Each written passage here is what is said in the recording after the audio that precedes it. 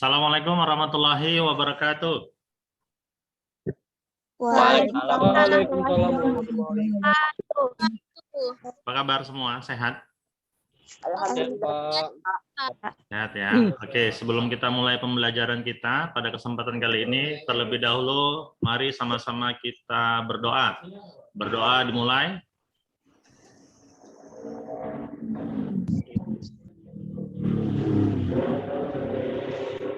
Doa selesai. Baik, anak-anak Bapak, sebelum kita mulai pembelajaran ini, Bapak harapkan video kalian diaktifkan ya. Bapak mau lihat wajah-wajah ganteng dan cantik kalian itu. Ya, videonya diaktifin. Ya. Oke, kita akan belajar materi selanjutnya ya. Kemarin kan yang terakhir kita sudah belajar tentang pengukuran besaran dan satuan ya. Maka untuk pembelajaran kali ini kita akan lanjutkan materinya tentang besaran vektor ya. Tentang besaran vektor ini masih dalam materi besaran, tapi kalau dalam silabus sudah masuk ke bab yang ketiga ya. Jadi udah bab yang ketiga ini tentang besaran vektor. Nah, yang mau kita bahas nantinya adalah penjumlahan dua vektor atau lebih secara grafis, kemudian penjumlahan dua vektor atau lebih secara analitis. Jadi ini yang mau kita bahas pada kesempatan kali ini.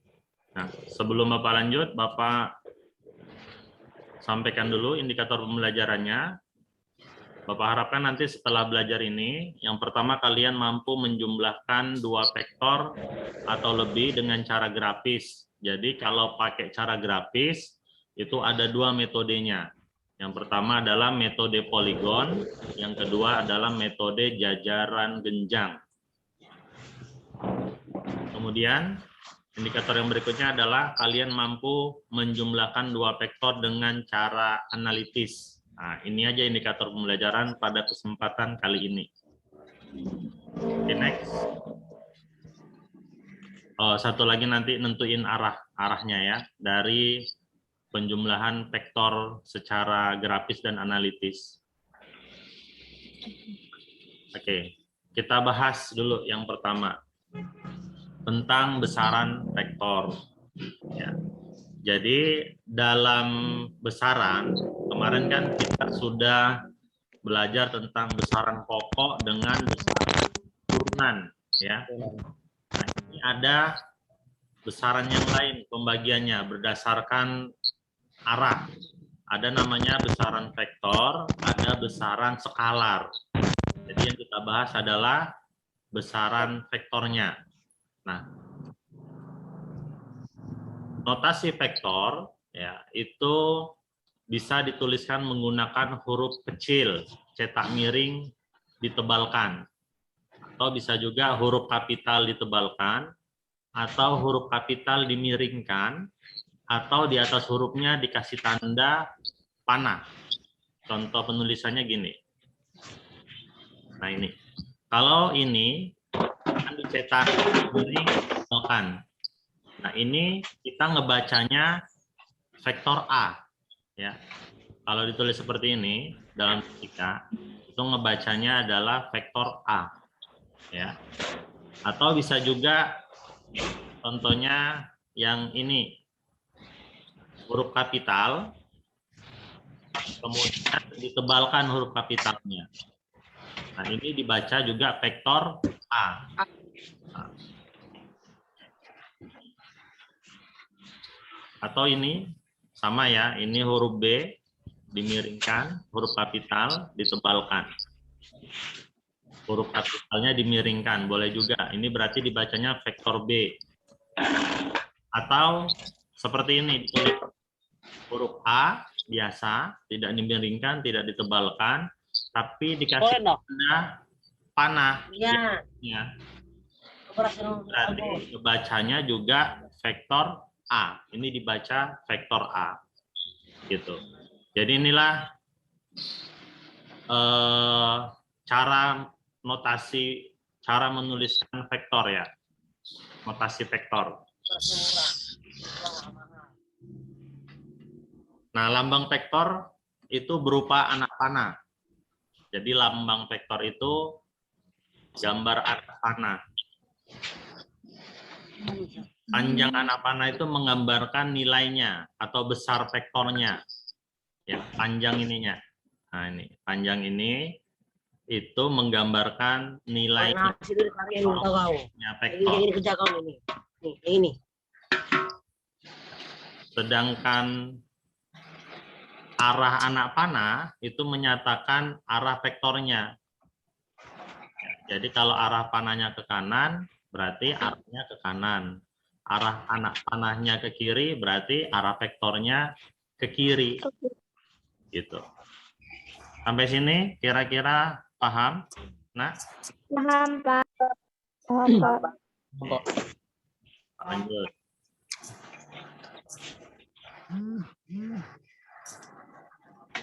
Contoh nih. Nah, mobilnya dari kanan bergerak ke kiri sejauh 10 meter. Nah, artinya mobilnya itu berpindah 10 meter ke kiri. Jadi kalau ngomongin vektor, itu pasti ada nilainya, ada arahnya. Contoh yang kedua ini ada kelelawar, ya, terbang lah misalkan tuh. Nah, nyerong dia. Maka kita harus bikinkan koordinatnya terhadap sumbu X dan sumbu Y. Jadi kalau terhadap sumbu X, kelelawar itu berpindahnya, bergeraknya sejauh 15 meter, arahnya adalah 30 derajat dari sumbu X. Gitu. Kalau patokannya sumbu X, berarti kalau sudutnya ini misalkan nih 30 derajat, berarti kesimpulannya itu adalah kelelawarnya bergerak 15 meter, arah 30 derajat dari sumbu X.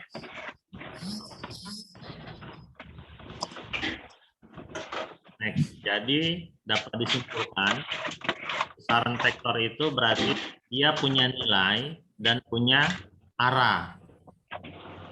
Nah, sedangkan yang satu lagi besaran skalar itu hanya memiliki saja, tidak memiliki arah. Itu adalah perbedaan yang pokok antara besaran vektor dengan besaran skalar. Ya, Bapak ulangin, kalau dia besaran vektor, besaran yang memiliki nilai dan arah, dan besaran skalar, besaran yang hanya memiliki nilai saja, tidak memiliki arah. Sampai sini tadi mengerti, nah? Pak. Bisa, Pak. Saya.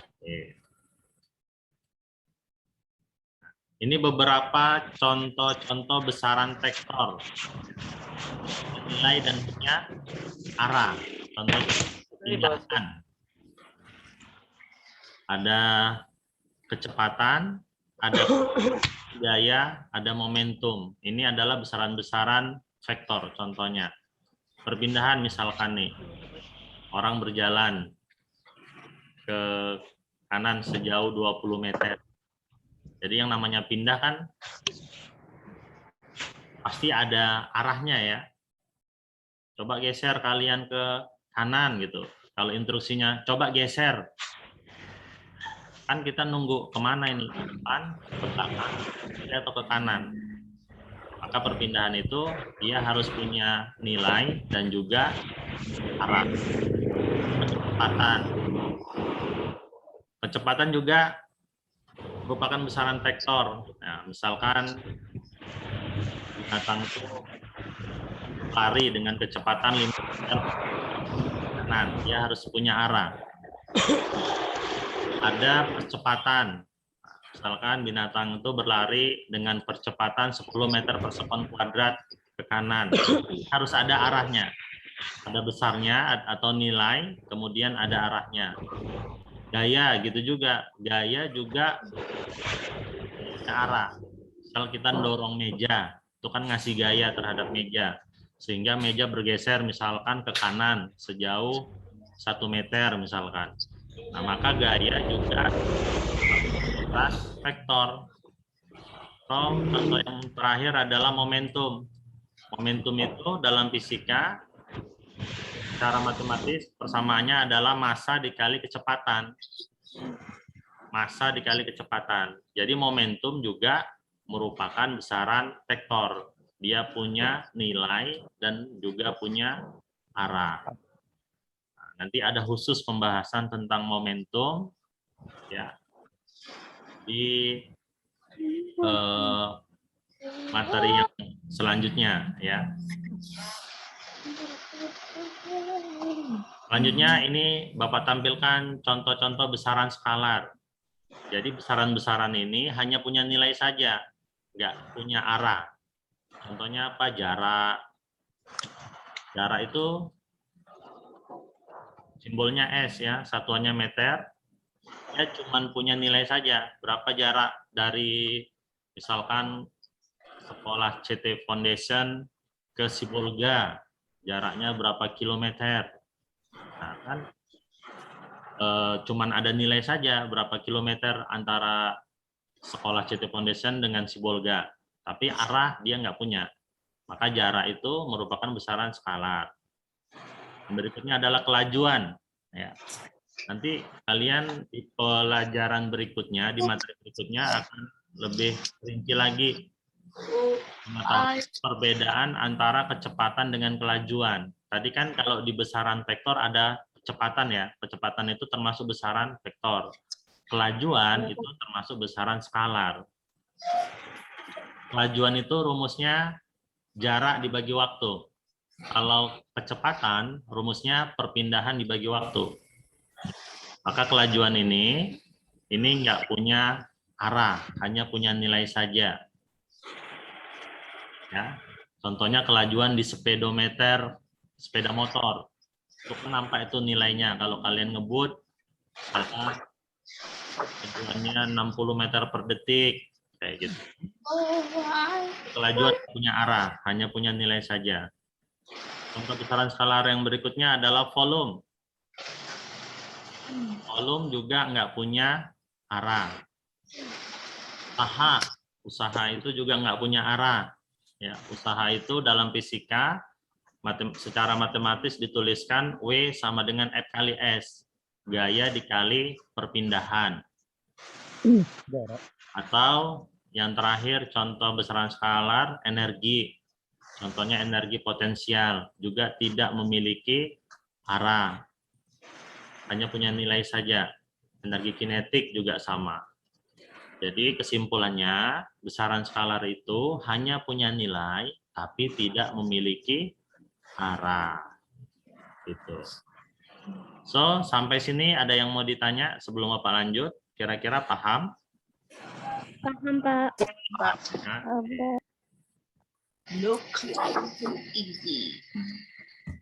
ini penjumlahan vektor ya. Ada 2 cara penjumlahan vektor secara grafis ya. Ini secara grafis. Caranya yang pertama adalah dengan cara metode poligon, yang kedua dengan cara jajaran genjang. Kalau penjumlahan vektor dengan cara grafis, yang namanya grafis berarti harus digambar. Harus digambar dia.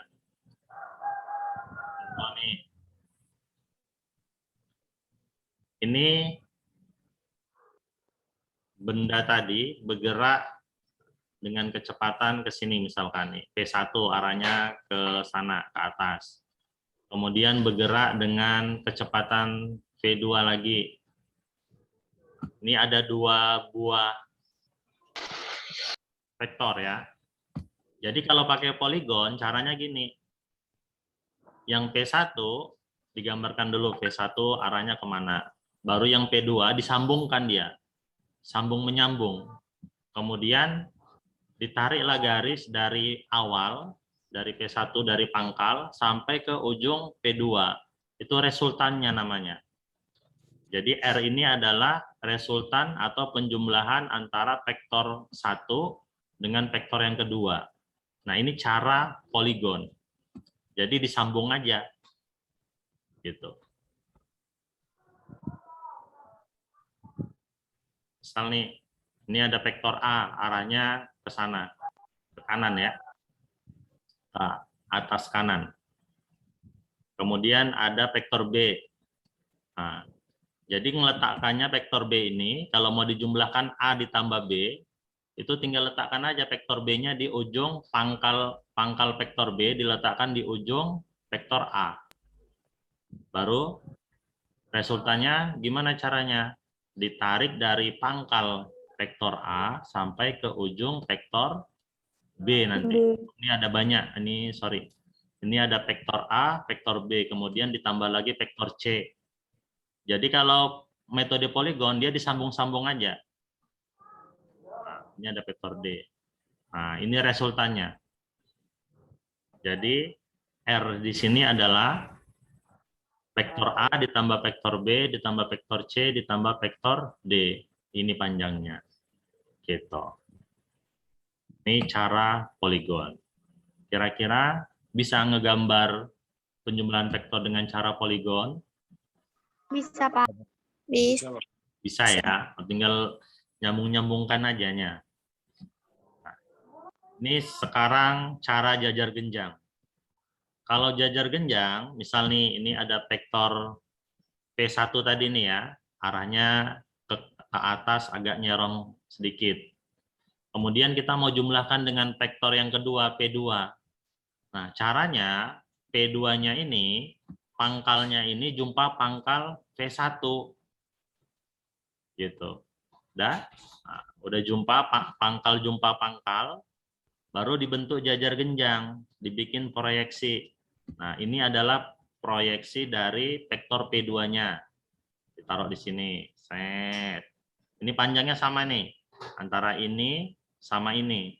Jadi yang titik-titik ini adalah proyeksi dari vektor V2-nya. Kemudian P1-nya gitu juga. Nah, kan dia terbentuk jajar genjang ini gambarnya. Ya, Pak. Resultannya yang mana? Oh iya. Resultannya yang mana? Resultannya itu ditarik dari Antara itu, Pak. ya, yang berhimpit ini sampai ke ujung sini. Nah, ini adalah resultannya. R sama dengan P1 tambah P2. Nah, ini cara jajaran genjang. Nah, kalau kita tengok-tengok resultannya antara poligon dengan jajaran genjang, ini panjangnya sama ini. Ya, kan sama ya, panjangnya sama, arahnya juga sama. Arahnya ke sana sama. Gitu. Jadi sebenarnya mau poligon, mau jajar genjang, itu resultannya nggak akan mengubah besarnya dan arahnya. Pasti tetap seperti ini. Ini cara poligon segini, arahnya seperti ini. Yang jajaran genjang juga gitu juga. Kira-kira bisa dipahami? Bisa, Pak. Bisa, Pak. Saya. Oke. Ya, Pak. Ini contoh. Ini ada vektor A, arahnya seperti ini. Kemudian ada vektor B, kemudian ada arah vektor C. Nah, kita mau jumlahkan misalkan pakai cara poligon. A ditambah B ditambah C. Kira-kira tergambar nggak? Resultannya arahnya kemana kira-kira?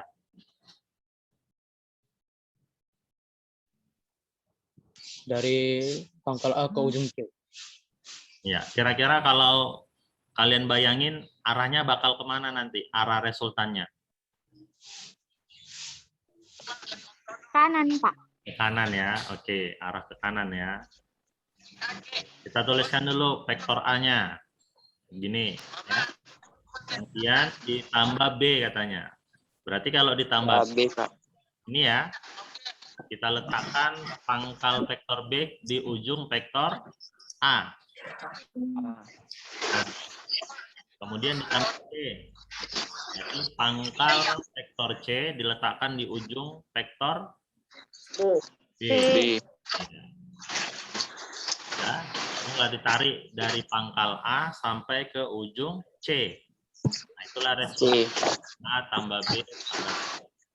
Bisa? Bisa, Pak. Saya. Oh, Rival, suara musiknya kedengaran Rival. Oke, selanjutnya A ditambah negatif B ditambah C. Kita mau gambarkan dengan cara poligon juga. Nah, kalau A kita tulis, kita gambarkan vektor A-nya sesuai dengan yang diketahui. Gini ya. Nah, sekarang min B. Kalau B arahnya ke sini, ya. Kalau min B negatif, ya dibalik, berarti tinggal ngebalik arahnya saja.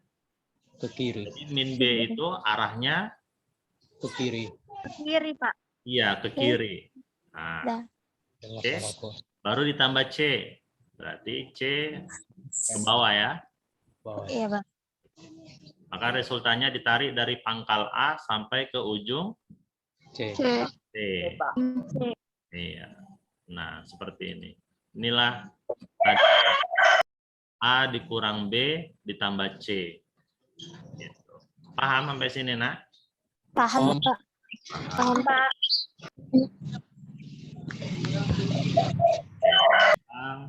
Kalau min B ditambah min A ditambah B ditambah C ya. Nah, ini kalau A ke sana, kalau min A-nya berarti arahnya ke bawah. Ya. Kemudian yang yang B ke sini yang diketahui. Ini yang diketahui nih ya. Kemudian C ke bawah. Jadi kita mau gambarkan min A ditambah B ditambah C. Ya udah, secara poligon nih ya, min A baru B baru C-nya ke bawah. Resultannya berarti ditarik dari pangkal min A sampai ujung Sampai ke ujung C, Pak. C.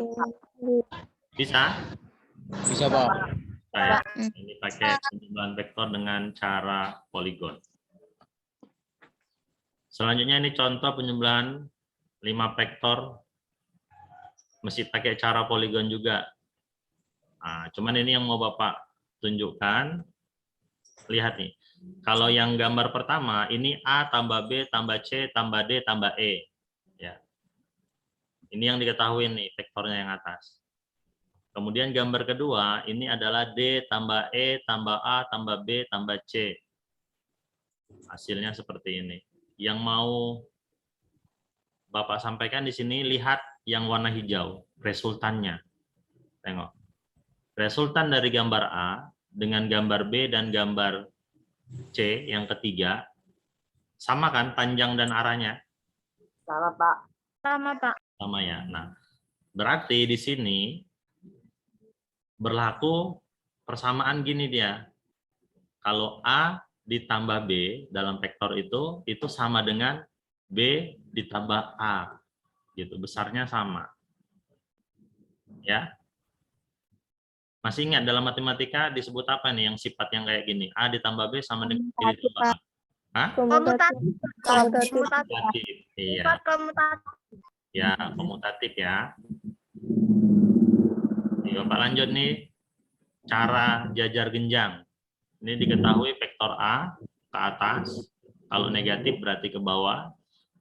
Ini vektor B dan ini vektor. Tunggu ya, kita mau jumlahkan A tambah B. Berarti kita gambarkan A-nya, kemudian B-nya digambarkan dari mana? Dari atas, Pak. Dari ujung A, Pak. Dari Dari ujung A. Pangkal. Pangkal A. Ya, Pangkal A. pangkal ya. Pangkal A. Baru dibuatlah trapesiumnya, proyeksinya dibikin. Kemudian ditarik garis dari ini sampai perpotongannya. Inilah A tambah B untuk jajar genjang ya. Min A tambah B. Berarti kalau min A ke atas atau ke bawah min A-nya? ke bawah. Ke bawah. Bawah, Pak. Ke bawah, Pak. Oke, min-nya tetap sama, ditaruh di pangkal min A-nya, baru bentuk jajar genjang. Kemudian resultannya ditarik dari pangkal sampai ke perpotongannya. Nah, inilah min A ditambah B. Bisa? Bisa, bisa. Nah, sekarang penjumlahan vektor cara analitis. Kalau cara grafis tadi udah ya. Jadi digambar saja kalau dia grafis. Nah, kalau analitis, dia berarti ada hitung-hitungannya, ada persamaannya. Dulu di SMP udah belajar tentang sinus, kosinus, tangen, trigonometri. Belum, Pak. Belum ada, Pak. Belum ada? Belum ada, Pak. Belum, Pak. Belum, Pak. Oke. Nah, ini Bapak tampilkan aja dulu persamaannya. Nanti di pertemuan berikutnya Bapak akan terangkan tentang trigonometrinya, khususnya tentang sudut-sudut istimewa ya. Pada di trigonometri nanti. Jadi di pertemuan berikutnya aja nanti Bapak jelasin. Nah, ini Bapak sampaikan dulu untuk persamaannya kalau menggunakan vektor dengan cara analitis. Jadi misalkan nih ada vektor A ke sini arahnya, kemudian ada vektor B ke sana arahnya, membentuk sudut theta. Baca theta ya. Maka resultannya itu persamaannya ini, akar A kuadrat. Jadi A kuadrat itu ada nilainya nanti, berapa panjangnya gitulah. Kemudian ditambah B kuadrat, berapa panjang B-nya. Kemudian ditambah 2 kali A kali B kosinus theta. Nah, nanti kosinus theta itulah nanti di trigonometri, tapi nanti sudutnya sudut-sudut istimewa. Sudut-sudut istimewa nanti bisa kalian hafalin. Kalau nggak istimewa sudutnya, itu minta bantuan pakai tabel sinus atau pakai kalkulator. Kalkulator yang ada sinus, kosinus, tangennya. Bukan kalkulator cabai itu yang cuma ada jumlah-jumlah perkalian, perkurangan, pembagian itu, bukan. Ada namanya kalkulator saintifik. Ada nilai sinus, kosinus, tangennya. Nah, ini kalau speednya antara 0 derajat sampai 180 derajat, kita pakai persamaan ini untuk hitung resultannya. Tapi kalau nanti sudutnya 90 derajat, misal gini, nah, ini kan vektor A, vektor B membentuk sudut 90 derajat. Maka persamaan untuk menghitung resultannya itu adalah akar A kuadrat tambah B kuadrat. Sudah? Iya. Sudah, Nak? Bisa ini?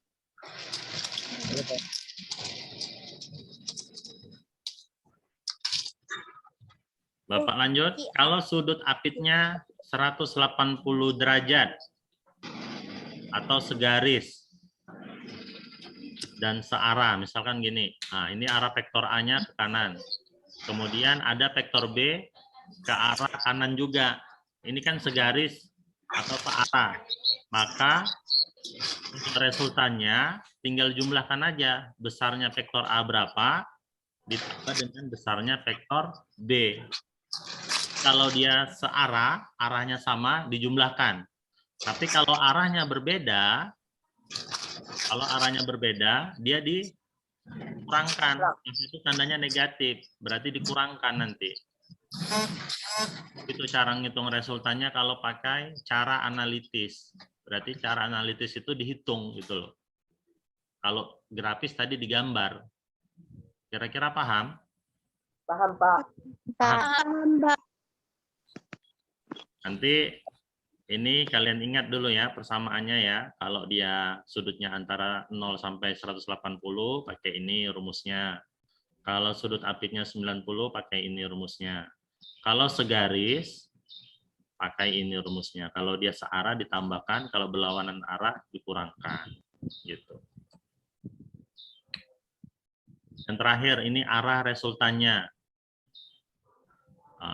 Bapak yakin kalau kalian belum belajar trigonometri agak bingung ini. Cuma nantilah Bapak jelaskan di pertemuan yang selanjutnya ya. Nah, ini misalkan ada gambar seperti ini.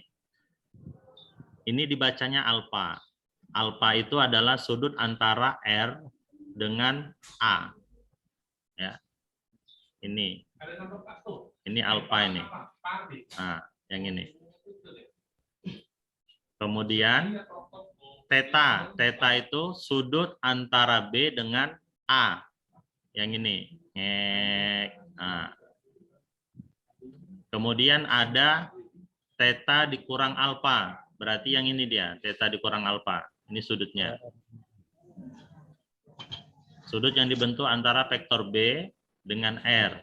Itu alfa dikurang Theta kurang alfa. theta dikurang alfa ya. Maka ngitung arahnya, menentukan arahnya, ini pakai aturan sinus. Nah, ini juga kalian pasti bingung nanti dapatnya dari mana. Nanti Bapak jelaskan di pertemuan yang berikutnya aja, ya. Bapak perkenalkan trigonometri yang inilah, yang sederhananya. Nanti dibahas di matematika secara lebih rincinya, ya, untuk trigonometri. Nah, ini cara menentukan arah resultannya kalau seperti ini. Jadi arah resultan R itu adalah alfa terhadap vektor A-nya. Ini. Nah, kalau dia yang tegak lurus tadi, yang sudutnya 90 derajat, maka tentukan arah vektornya pakai persamaan ini, pakai persamaan tangen alfa. Jadi tangen alfa itu kan yang ini. Ya, B per A. Gitu. Rumusnya adalah B per A. Nanti berapa nilainya baru dicari. Nanti kan ini dalam sudut nih. Nanti alfanya baru dalam nilai. Nanti pakai kalkulator kalau dia bukan sudut istimewa. Nah, inilah persamaan untuk menentukan arah resultan vektor. Ya.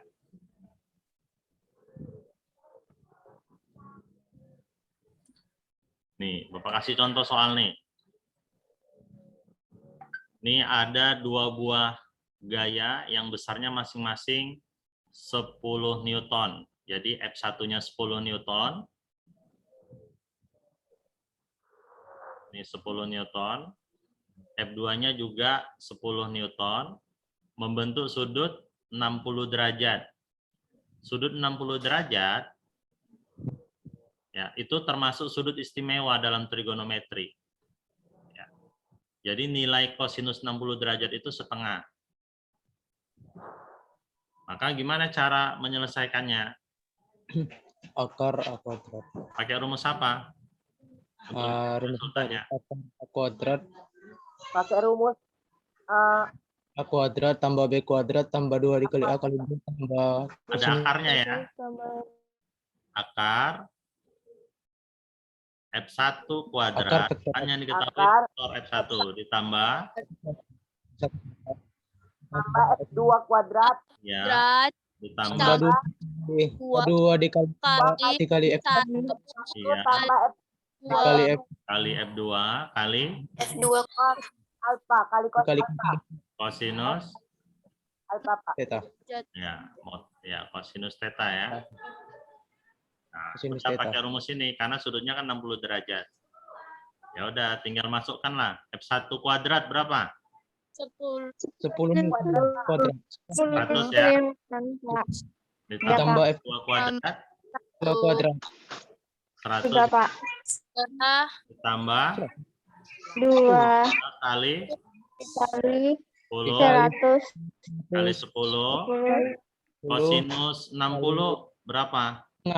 setengah. Satu per Oke. dua, Pak. Berarti ini totalnya akar berapa? 200 tambah 2 tambah 200 300 ya, 300. Iya, 200 dikali setengah 100 ya. Berarti akar 300. Disederhanakan jadi berapa? Jadi berapa? 10 10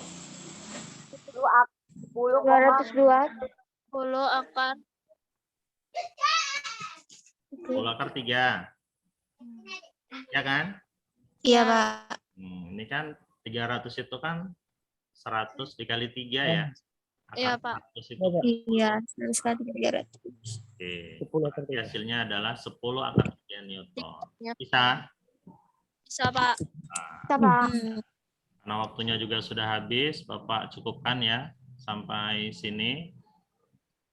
Nanti di pertemuan berikutnya Bapak akan ajarkan trigonometrinya ya, sebelum masuk ke materi penguraian vektor. Jadi nanti ada satu lagi ya, penguraian vektor. Oke, terima kasih ya atas waktunya. Kita tutup dengan lafaz hamdalah. Alhamdulillahirrahmanirrahim. Alhamdulillah. Ya, Assalamualaikum warahmatullahi wabarakatuh. Waalaikumsalam warahmatullahi wabarakatuh.